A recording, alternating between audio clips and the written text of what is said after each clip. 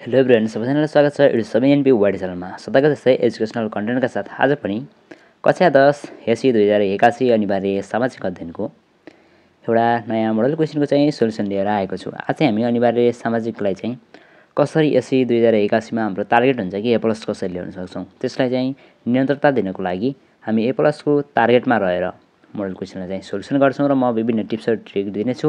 तपाईहरूले अवलम्बन गरेर चाहिँ एसीमा राम्रो अङ्क ल्याउन सक्नुहुन्छ।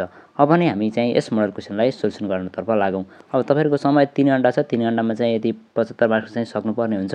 त्यहीका निर्देशनका आधारमा भनेको छ। यो निर्देशनहरू तपाईँलाई छ। अब समूह कमा चाहिँ 11 मार्क्स सोध्ने गर्छ। 11 × 11 तपाईँलाई थाहा नै छ। धेरै मोडल क्वेसनहरूको चाहिँ प्र्याक्टिस गरिसक्नु भएको छ। अब तपाईँहरूलाई चाहिँ यो चाहिँ इम्पोर्टेन्ट मोडल क्वेसन हो। चाहिँ विविध पहिला पनि सोधिरहेको क्वेसनहरू छ। यसमा चाहिँ त्यसलाई चाहिँ अलिक प्र्याक्टिस नै गर्नुहोस्। अब यहाँ चाहिँ 1 नम्बरमा सोधेको छ विविधतामा एकताको एक महत्त्व लेख्नुहोस् भनेको छ। अब तपाईँहरूलाई सबैभन्दा सुरुमा चाहिँ थाहा हुनुपर्छ विविधतामा एकता भनेको के हो। अब विविधतामा एकता भनेको चाहिँ तपाईँहरूले त्यसको परिभाषा थाहा पाउनु भने त्यसको महत्त्व चाहिँ सहजै लेख्न सक्नुहुन्छ। अब भने म यसलाई चाहिँ तपाईँहरूलाई एन्सरको सहजीकरणको लागि म यसको एन्सर चाहिँ यस प्रकार यहाँ भनिरहेको छु। तपाईँले सुन्नुहोला अनि त्यसपछि कपीमा नोट गर्नुहोस् र दिमागमा पनि सेट गर्नुहोस्। अब विविधतामा एकताको महत्त्व के हुन्छ भनेपछि विविधताले भनेको हामी सबैलाई नयाँ दृष्टिकोण र विचार प्रदान गर्छ, जसले चाहिँ समाजमा सशक्त र समृद्ध बनाउँछ। भनेको समाजलाई सशक्त र समाजमा बनाउँछ। उनको मेलमिलाप आदान प्रदान जस्ता धेरै कुराहरू चाहिँ विविधतामा एकता भयो भने त्यसले चाहिँ गर्दछ भनेर चाहिँ एउटा मात्र लेख्नुपर्ने हुन्छ, धेरै लेख्नु पर्दैन। 1 मार्क्सको एक लाइनमा चाहिँ तपाईँले यसको एन्सर राख्नुपर्ने हुन्छ। अनि 2 नम्बर छ नेपालको मानव विकास सूचकाङ्क अभिवृद्धि गर्न आर्थिक पक्षमा जोड दिनुपर्छ किन भनेको छ। अब तपाईँहरूलाई त्यहाँ किताबमा दिएको छ 6-7 वटा चाहिँ तपाईँहरूलाई पोइन्ट्सहरू दिएको छ कि तपाईँले चाहिँ नेपालको आर्थिक विकासमा मानव विकास सूचकाङ्क अभिवृद्धि गर्नको लागि चाहिँ ध्यान दिनुपर्ने पक्षहरू चाहिँ धेरै दिएको छ। त्यसमा चाहिँ पनि तपाईँहरूलाई आर्थिक पक्ष भनेर चाहिँ यहाँ तोकिदियो। अब त्यसलाई चाहिँ किन भनेर प्रश्न सोधेको छ। अब एक वाक्यमा एन्सर लेख्नुपर्दा चाहिँ अब आर्थिक व्यवस्थाको सुधारले चाहिँ तपाईँले अब हाम्रो मानवको चाहिँ जीवनस्तर उकास्न र शिक्षा स्वास्थ्य र पोषणमा चाहिँ सुधार ल्याउँछ। भनेको मानव विकास सूचकाङ्कले चाहिँ आधार गर्ने भनेको चाहिँ हाम्रो शिक्षा स्वास्थ्य पोषण नै हो। त्यस कारणले गर्दा जब हाम्रो आर्थिक समृद्धि वृद्धि हुन्छ नि तबबाट आर्थिक समृद्धि वृद्धि भइसकेपछि हाम्रो चाहिँ शिक्षा स्वास्थ्य र पोषणमा चाहिँ सुधार ल्याउँछ। यसरी चाहिँ 1 मार्क्सको ट्याक्क लेख्न चाहिँ सकिन्छ। अनि त्यसै गरी 3 नम्बरमा छ ट्रान्सपरेन्सी इन्टरनेसनलले गर्ने एउटा प्रमुख कार्य। ट्रान्सपरेन्सी इन्टरनेसनल तपाईँहरूले पाठमा पढिसक्नु भएको छ। विभिन्न सङ्घ संस्थाहरू छन् इन्टरनेसनल नेसनल त एनजिओ जस्ता संस्थाहरूको बारेमा धेरै पढिसक्नु भयो। अब भने हामी चाहिँ इन्टरनेसनल ट्रान्सपरेन्सी इन्टरनेसनल छ, जसले भनेको चाहिँ भ्रष्टाचार विरुद्ध पारदर्शिता प्रोत्साहित गर्छ। भनेको भ्रष्टाचारको र मानव अधिकारको लागि चाहिँ यसले विभिन्न आवाज उठाउने काम गर्छ। तपाईँहरूको कुरा सुन्ने भनेको चाहिँ यसले चाहिँ गर्दछ। विद्युतीय डिभाइसहरू भनेको चाहिँ इलेक्ट्रिक डिभाइसहरू तपाईँले युज गरिराख्नु भएको छ। यसलाई म बोलिनँ, आफै लेख्नुहोस्। तपाईँले इलेक्ट्रिक विद्युतीय उपकरणहरू प्रयोग गरिरहनु भएको छ, यो चाहिँ आफै पनि लेख्नुहोस्। अब अर्को छ 8 नम्बरमा बचत गर्ने बानीको विकासले हाम्रो जीवनमा पार्ने कुनै एक सकारात्मक प्रभाव लेख्नुहोस् भनेको छ। बचत गर्ने बानीले भनेको भविष्यको आपतकालीन परिस्थितिहरूलाई चाहिँ आर्थिक सुरक्षा प्रदान चाहिँ गर्ने गर्दछ। 9 नम्बरमा छ संयुक्त राष्ट्र सङ्घको उद्देश्य भनेको चाहिँ विश्व शान्ति र सुरक्षा कायम राख्नु हो। संयुक्त राष्ट्र सङ्घको उद्देश्य के भनेको छ भनेपछि विश्व शान्ति र सुरक्षा कायम राख्नु हो। अब 10 नम्बरमा छ विश्वव्यापीकरणले स्थानीय संस्कृति परम्परा संस्कार मूल्य मान्यतामा प्रभाव पार्दछ कसरी। अब चाहिँ एक वाक्यमा आफ्नो तर्क लेख्नु पर्दा कसरी लेख्नुपर्छ भने एक वाक्य तर्क होस् ट्याक्क।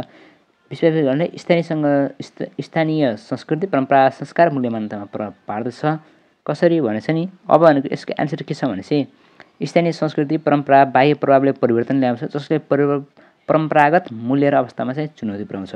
भनेको चाहिँ विश्वव्यापीकरण गर्दाखेरि चाहिँ स्थानीय चिजहरूमा चाहिँ प्रभाव पर्दछ, जस्तो चाहिँ बाहिरको पर संस्कृति ग्रहण हुन्छ, हामीले अन्तको संस्कृतिहरू आउँछ। अनि सकारात्मक परिवर्तनको रूपमा चाहिँ तपाईँलाई के प्राप्त हुन्छ भनेपछि सूचना सञ्चार प्रविधि नयाँ नयाँ कुराहरूको ज्ञान हुन्छ। प्राविधिक ज्ञानको आवश्यक कुराहरू चाहिँ यसले विश्वव्यापीकरणले हामीलाई चाहिँ एउटा सकारात्मक रूपमा नै प्रभाव पारेको छ। त्यस कारणले गर्दाखेरि चाहिँ स्थानीय संस्कृति परम्परामा चाहिँ एउटा अवस्था चुनौतीपूर्ण अवस्था सिर्जना गर्छ भनेको नकारात्मकता चाहिँ भित्र हुन सक्दछ। त्यस कारणले गर्दाखेरि गुणस्तरीय जीवन कायम गर्न तपाईँले गर्न सक्ने कुनै एउटा भूमिका भनेको छ 11 नम्बरमा चाहिँ यस्तो सोधेको छ।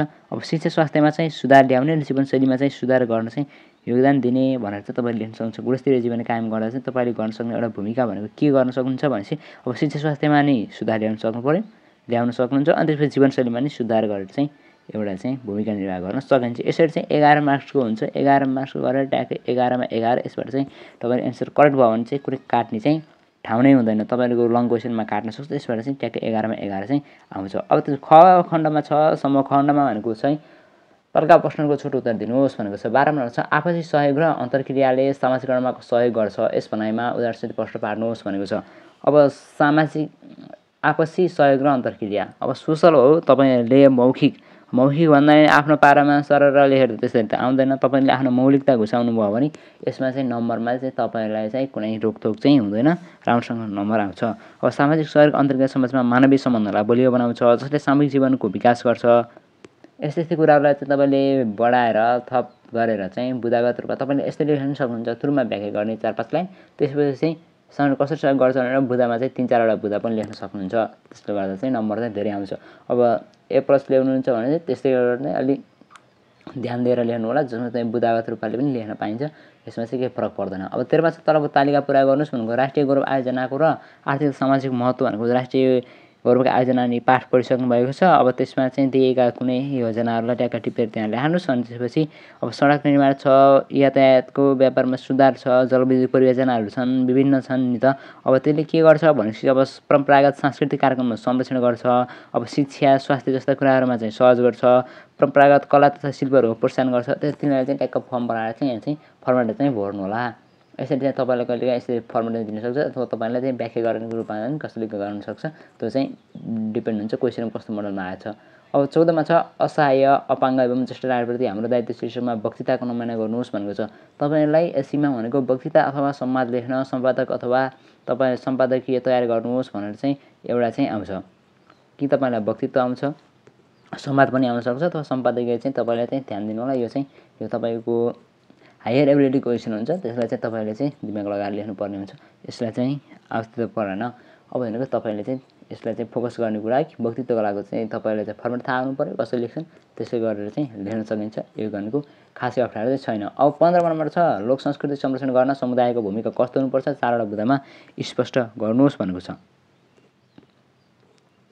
लोक संस्कृति संरक्षणमा चाहिँ समुदायको भूमिका कस्तो हुनुपर्छ भनेपछि परम्परागत सांस्कृतिक कार्यक्रमहरू संरक्षण गर्नु पर्यो, सांस्कृतिक परम्पराका बारेमा शिक्षा प्रदान गर्नु पर्यो, परम्परागत कला शिल्पको प्रोत्साहन गर्नु पर्यो, सांस्कृतिक स्थलहरूको संरक्षण गर्नु पर्यो। 4वटा पोइन्ट भनेको चाहिँ तपाईँले सुरुमा व्याख्या गरेर चाहिँ 4वटा पोइन्ट गर्न सक्नुहुन्छ, नत्र भने तपाईँलाई जुन सजिलो लाग्छ तपाईँले पोइन्ट चाहिँ 4वटा पोइन्ट चाहिँ अनिवार्य नै हुनु पर्यो। लोक संस्कृतिको बारेमा परिचय दिँदै 4वटा बुदा लेख्नु हो भने तपाईँको चाहिँ 4मा 3.5 नम्बर पनि आउन सक्छ, अथवामा दिएको छ, अथवा रोजेर पनि लेख्न सक्नुहुन्छ। एउटा भनेको चाहिँ क्वेसन भनेको चाहिँ अरूमा चाहिँ अनिवार्य नै आउँछ, जुन सजिलो लाग्छ त्यो लेख्नु होला। अब 16मा चाहिँ मानव बेचबिखनको विरुद्धमा प्रयासहरू तथा तिनीको प्रभावकारिताको विश्लेषण गर्नुहोस् भनेको छ। अब मानवीय 16 नम्बरको नि क्वेसन एन्सर मौखिक रूपमा तपाईँहरूले मौखिक रूपमा भन्नाले नि त्यसले किताबसँग मौखिक मिलाएर गर्न सक्नुहुन्छ। 17 नम्बरमा छ लोकतान्त्रिक शासन व्यवस्थामा न्यायपालिकाले खेल्नुपर्ने 4 भूमिका भनेको न्यायपालिकाको कार्यहरू लेख्नु होला। अनि 18मा छ धरातलीय विविधताले जनजीवनमा पार्ने प्रभाव नेपालको सन्दर्भमा। अब धरातलीय विविधता जनजीवनमा भनेको चाहिँ हिमाल, पहाड, तराई, हाम्रो चाहिँ भौगोलिक विविधता 3 प्रकारको रहेको छ। अब हिमाल, पहाड, तराईको विविधता कस्तो छ, त्यसको बारेमा हाम्रो हावापानी कस्तो छ, त्यसको बारेमा चाहिँ लेख्न सक्नुहुन्छ। यो चाहिँ इजी क्वेसन हो, मौखिक रूपमा तपाईँहरूको जनरल नलेजको आधारमा चाहिँ लेख्न सकिन्छ। 19मा छ जलवायु परिवर्तन सम्बन्धी अन्तर्राष्ट्रिय सम्मेलनमा नेपालले के कस्ता विषयहरू उठाउनु पर्ला, नेपाल सरकारलाई 4 सुझावहरू। अब भनेको चाहिँ सुझाव दिनुपर्ने हुन्छ। अब 19मा चाहिँ यस्तो सुझाव दिनुहोस्, प्रश्नहरूलाई निर्माण गर्नुहोस्, यस्तरी दिन सक्छ तपाईँलाई। सुझावको रूपमा चाहिँ हामीले के दिन सकिन्छ भन्ने कुरो, अब यसलाई चाहिँ क्रिटिकल थिङ्किङ अलिक बिस्तारै सोचेर चाहिँ लेख्न सकिन्छ। अब भनेको चाहिँ सम्मेलनमा चाहिँ सुझावहरू चाहिँ हरितगृह ग्यासको उत्सर्जन कम गर्न भनेर लेख्न सकियो। अनि जलवायु अनुकूल कृषि प्रविधिहरू अपनाउन, जलस्रोतको संरक्षण गर्न, समुदायमा आधारित जलवायु परिवर्तन अनुकूलका योजनाहरू गराउन चाहिँ हामीले चाहिँ सुझाव दिन चाहिँ सकिन्छ। यस्तै तपाईँहरूको दिमागमा के कुराहरू चलिरहेको छ त्यसलाई पनि थप्नुहोस्। अब 20मा रहेको छ वातावरण प्रदूषण न्यूनीकरण गर्न कस्ता उपायहरू अवलम्बन गर्न सकिन्छ, 4वटा उपाय। वातावरण प्रदूषणमा अब तपाईँले 4वटा उपाय लेख्नुहोस् भनेर ट्याक्क 4वटा पोइन्ट मात्रै लेख्नु भने तपाईँलाई 2 नम्बर दिन्छन्। त्यस कारणले गर्दाखेरि चाहिँ वातावरण प्रदूषण न्यूनीकरणको लागि सुरुमा चाहिँ त्यसको 2-4 लाइन चाहिँ केही भयो त्यसमा लेख्ने, व्याख्या गर्ने, त्यसपछि 4वटा पोइन्ट निम्नानुसार छन् भनेर लेख्नु भयो भने तपाईँको 4मा चाहिँ 3.5 चाहिँ आउन सक्छ। यसरी चाहिँ तपाईँले बुदा मात्रै आ भन्दैमा 4वटा बुदा लेख्दै छाड्दै गर्नु भने चाहिँ मार्क्स आउँदैन। अब समूह गमा छ। अब समूह गमा भनेको चाहिँ 7 को 28 हो। यसमा चाहिँ फिक्स क्वेसनहरू हुन्छ, लङ क्वेसन हुन्छ। अब तपाईँलाई एउटा फिक्स क्वेसन त आउट क्वेसन नेपालको नक्सा त तपाईँलाई 7 हुन्छ, ट्यागको आउट क्वेसन यो 4वटाको 1 2 3 4 4मा जहाँ त्यहाँ त्यही ट्यागको सङ्केत मिल्यो भने 4 आइहाल्छ। नक्सा बनाएको चाहिँ 3, त्यसमा चाहिँ नक्सा बनाउनु भयो भने 2.5 र ट्यागको मिल्यो भने चाहिँ तपाईँको चाहिँ 6.5 नआए पनि 6 त ढुक्कले आउने हुन्छ यसमा नक्सामा पनि। नक्सा कस्तो बनाउनु छ त्यसमा डिपेन्ड गर्छ। अब यसमा भनेको चाहिँ नेपालको चाहिँ अलि फेमस क्षेत्रहरू चाहिँ जस्तै यहाँ कञ्चनजङ्घा हिमाल कर्णाली प्रदेशलाई भन्यो, अरनिको राजमार्ग, जुटुत पाल्ने क्षेत्र। तपाईँहरूको चाहिँ अब यो सङ्केतहरू थाहा पाउनुपर्छ, तपाईँले सङ्केत कुनलाई कुन युज गर्ने भन्ने कुरा, त्यसलाई पनि अलि चाहिँ ध्यान दिनुपर्छ। यो भनेको चाहिँ आउट क्वेसन हो। अब जियोमेट्री र साराम्रा नक्सा भनेर चाहिँ ध्यान दिनुहोस्, नदिनुहोस् कि प्र्याक्टिस गरेको हुनुपर्छ। अब भोलिको इक्जामलाई चाहिँ अब एकैछिन पनि प्र्याक्टिस गर्नुहोस्। यसलाई नक्सा बनाउन चाहिँ यो फिक्स क्वेसन नै हो। अब अर्को रहेको छ तपाईँलाई 23 नम्बरमा रहेको छ 63 जेठ 4 गतेको प्रतिनिधि सभाको घोषणाको पृष्ठभूमि र त्यसपछि विकसित राजनीतिक घटनाक्रमहरूको प्रभावले गर्नुहोस् भनेको छ। अब 63 जेठ 4 गतेको प्रतिनिधि सभाको घोषणाको पृष्ठभूमि र त्यसको विकसित राजनीतिक घटनाक्रम। अब तपाईँले घटनाक्रम व्याख्या गर्नुपर्ने हुन्छ। सुरुमा भनेको 63 4 गते चाहिँ के भएको थियो, त्यसको चाहिँ विशिष्ट रूपमा चाहिँ तपाईँको पृष्ठभूमि लेख्नु होला। पहिले सुरुमा पृष्ठभूमि सहितको तपाईँले पहिला व्याख्या गर्दै जानुहोस् घटनाक्रमहरूलाई। अब नेपालमा वैदेशिक रोजगारीले 24 नम्बरमा चाहिँ नेपालमा वैदेशिक रोजगारीले चाहिँ आर्थिक तथा सामाजिक क्षेत्रमा पारेको प्रभावहरू समस्याहरू साथै संवाद। मैले सुरुमा भनेको थिएँ तपाईँलाई कि सम्पादकीय संवाद वक्तृतामध्ये एउटा चाहिँ आउँछ।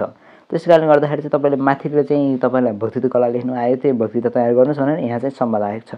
अब संवादको फर्मेट चाहिँ तपाईँलाई थाहा हुनु पऱ्यो, संवाद कसरी लेख्ने भन्ने विषयमा। अनि त्यसपछि भनेको सुरुमा पृष्ठभूमि लेख्नुहुन्छ 1 लाइनको, त्यसपछि तपाईँले 2वटा अथवा 3वटा 4वटा पात्रहरू बनाएर व्याख्या गर्नुपर्ने हुन्छ। अब यसमा चाहिँ कसरी व्याख्या गर्नु सुरुवात गर्नुपर्छ भनेपछि नेपालमा वैदेशिक रोजगारीले आर्थिक तथा सामाजिक क्षेत्रमा पारेको प्रभाव। अब भनेको वैदेशिक रोजगारीले आर्थिक तथा सामाजिक क्षेत्रमा एउटा सकारात्मक प्रभाव पारेको छ, नकारात्मक।